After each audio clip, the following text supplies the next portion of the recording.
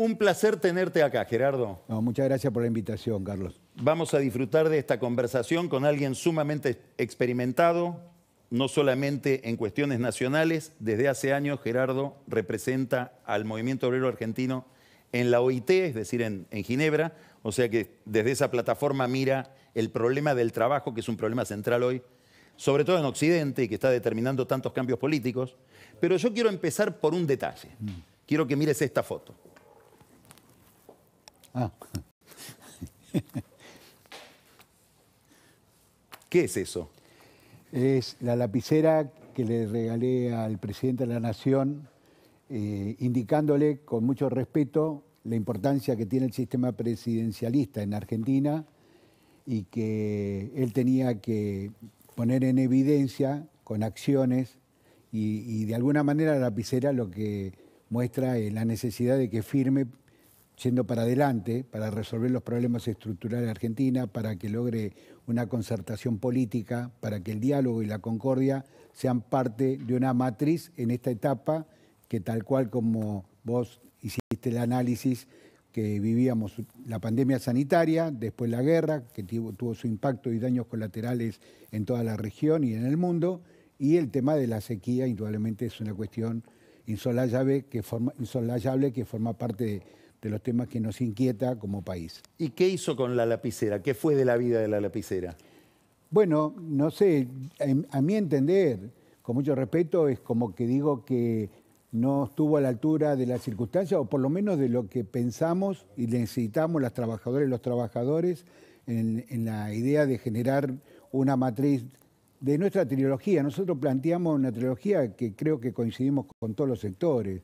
Es desarrollo, trabajo y producción. O sea, esta trilogía creo que es algo que tiene que ser una matriz, una plataforma de partida de todos los sectores políticos que hoy están en deuda con la sociedad. O sea, nosotros somos la demanda. A mí me toca representar junto a la CGT, digamos, la demanda y tener una relación con la sociedad civil, porque somos los que sufrimos las consecuencias de todos estos problemas que se están dando en Argentina. Y por lo tanto, en Occidente, en la democracia occidental, la única llave maestra que se tiene para resolver estos problemas es la política.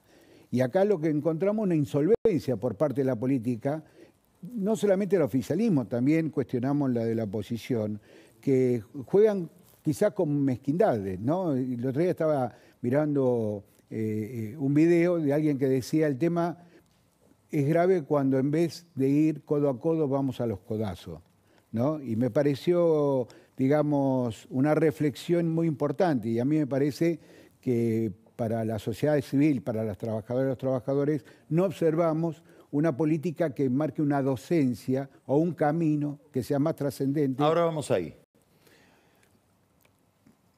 El gobierno con estos resultados económicos está en un problema electoral. Sí.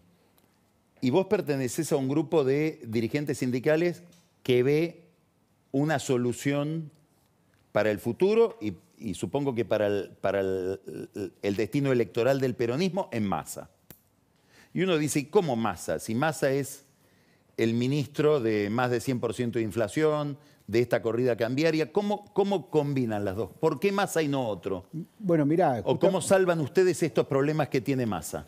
El tema es que nosotros nos damos cuenta, y lo analizamos en su momento, y creo que la sociedad en su conjunto, que Massa no venía con un duende como para resolver de un día para otro, en una semana para otra, todos los problemas estructurales que tiene la Argentina.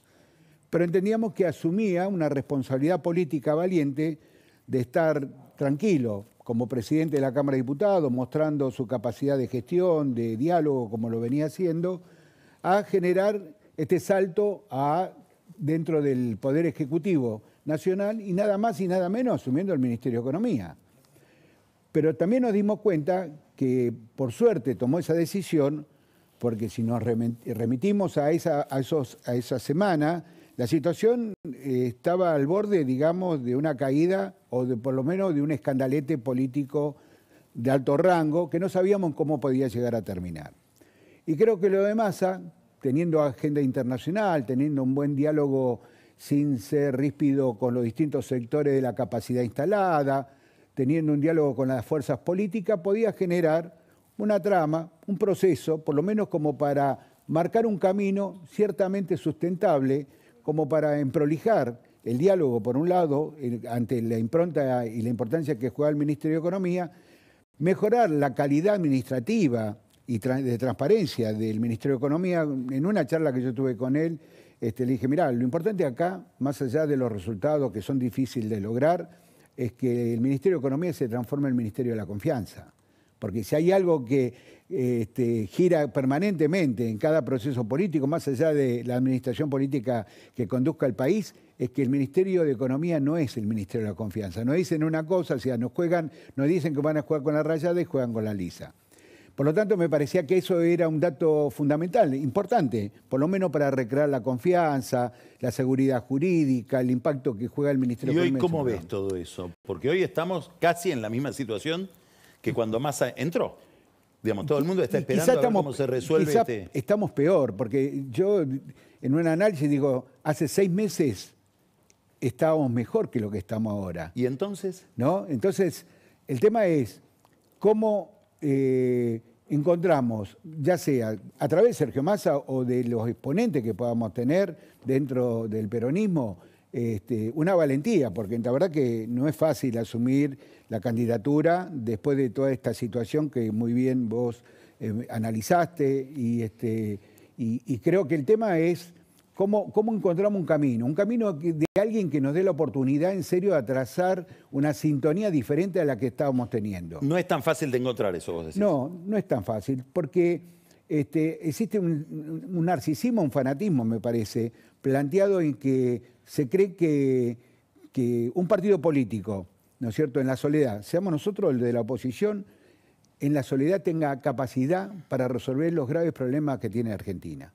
Y yo no creo en eso, ¿no? Es decir, cuando uno analiza con la gente, dice, no, es tan grave la situación que es muy difícil pensar que una fuerza política en la soledad, así con una actitud soberbia, pueda resolver esto. Entonces, si uno se remite a la historia, que seguramente después los colegas tuyos que van a hablar de la historia y de las experiencias vividas en otros países, lo único que dio la posibilidad del reencuentro, de generar una matriz de desarrollo productivo, de generar, digamos, un plan maestro, como se dice, es teniendo una mesa de diálogo, una mesa donde cada uno de los sectores que forman parte del interés nacional no venga con el container, digamos, trayendo sus problemas, sino a decir qué puedo aportar como para generar una situación diferente a la que estamos teniendo en este momento. Ahora, pensemos en el movimiento obrero. Sí. Ustedes el próximo 1 de mayo van a hacer un acto. El 2 de mayo hacemos un acto. El 2 de mayo. El 2 de mayo, sí. ¿Cómo la encuentra la CGT esta circunstancia económica? Mira, estamos mucho más que preocupados. Por eso me parece que, teniendo en cuenta que la CGT tiene una vertiente en la historia que no solamente cubre el campo sociolaboral, sino que ha tenido un protagonismo también de participación en los resultados políticos de la Argentina. Sí. Bueno, en las distintas etapas, ¿no? Vos fuiste secretario general de la CGT. Fui diputado, pero también en la CGT como tal, el sindicalismo tiene una impronta diferencia de otras centrales sindicales, por lo menos en la región. Aquí tiene, digamos, una incumbencia en la valoración de las situaciones políticas que se puedan dar. Por lo tanto, nosotros lo que nos planteamos es decir, por un lado, mostrar con muchas dificultades y quizás adoptando márgenes de tolerancia, aceptando la diversidad y la pluralidad de los distintos planteos que puedan tener los distintos sectores, nosotros constituimos la unidad del sindicalismo, ¿no? Una unidad planteada donde hoy todas las fuerzas que se identifican dentro de la CGT somos parte de un consejo directivo. Creo que es una muestra. Por otro lado, muchos me decían, no, pero la CGT es la que hizo tantos paros. Bueno, está bien, hay un proceso evolutivo también. Quizás en el análisis... ¿Vos crees que son más generosos con el gobierno, con este gobierno, que con el gobierno de Macri, por ejemplo? Mira, Carlos, cuando vino después del empréstito en abril de 2018, de ahí en adelante se empezó a caer todas las actividades productivas. Particularmente yo perdí 120.000 compañeras y compañeros porque no se podían pagar los certificados de obra y se paralizaban obras. Sin embargo, el sindicalismo en ese momento, que muchos decían, no llega la administración de Macri a cumplir con el mandato que le correspondía de los 4 años. Sin embargo, nosotros tuvimos una postura sincera y ejemplar sobre los valores republicanos de nuestro país. Vos decís que no es el sindicalismo, para ponerlo, es desagradable, pero de Ubaldini. Sí, de los 13 paros contra Alfonsín, digamos. Claro, o sea, eran otras situaciones, ¿no? Y uno cuando se pone a analizar, quizás comparativamente puede cometer algunos errores. Lo importante es decir que ahora hay una responsabilidad social y política atendiendo y comprendiendo los graves problemas que tiene Argentina. Quiero que mires los cuadros que mostré hoy para ver qué te pasa a vos por la cabeza cuando miramos, por ejemplo, este.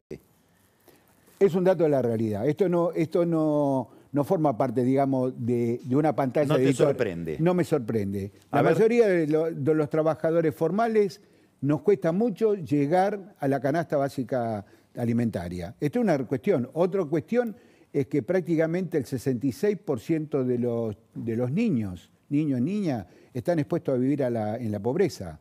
Es una cuestión. Y de 100 chicos que entran a la primaria, solamente 32 terminan en la secundaria. O sea, esto genera distintos disparadores lamentables, porque en última, si queremos desarrollo, ser competitivo, ganar mercado, vamos a tener una población que no va a estar en condiciones de tener la capacidad como para comprender o sumarse al desarrollo productivo o comercial que se pueda dar en nuestra Argentina. O sea que esto muestra, digamos, que lo que decimos, la inflación es el impuesto a la pobreza y genera una corrosión estructural en todo el sentido de lo que significa una nación.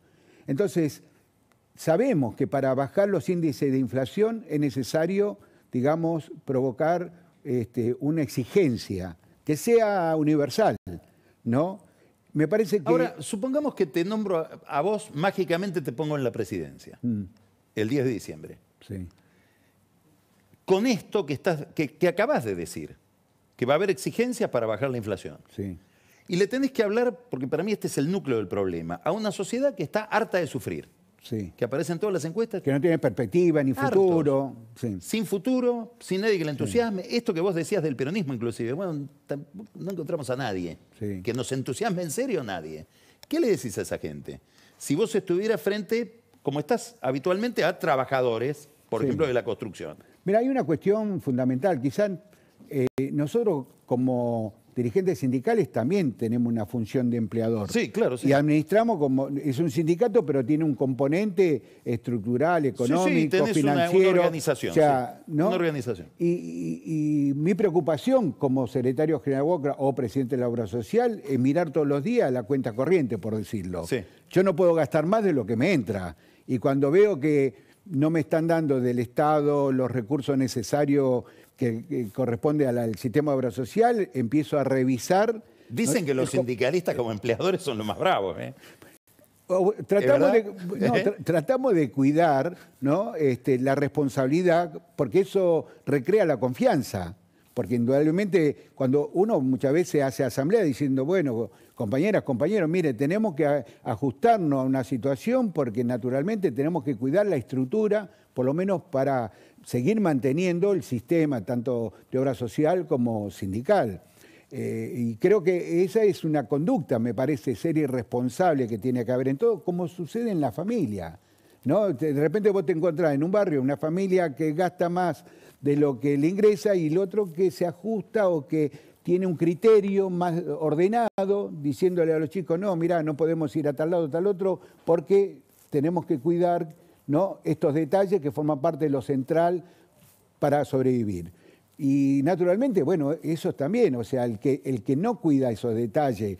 ¿Vos encontrás a alguien que hoy en la política argentina lo explique claramente esto como para convencer a la gente a hacer... Vos no querés decir la palabra sacrificio, decís exigencia, pero es un sacrificio. Sí, es un sacrificio, es un esfuerzo. Es un esfuerzo de muchas veces el decir que no o dejar esto para otro momento que estemos mejor, es un esfuerzo. Y me parece que en ese aspecto lo que necesitamos es que haya un salto cualitativo en la política. La política en serio tiene que hablar con sinceridad de estas cosas, porque estos problemas estructurales que vive la Argentina no se pueden analizar si sos progresista o si sos conservador. Son problemas estructurales. Digamos, es una discusión Vos bizantina. decís que hay un exceso de marketing. Hay un exceso de marketing, por un lado, y hay una falta de coherentizar, por lo menos desde la política, cuáles son los factores fundamentales para resolver estos problemas.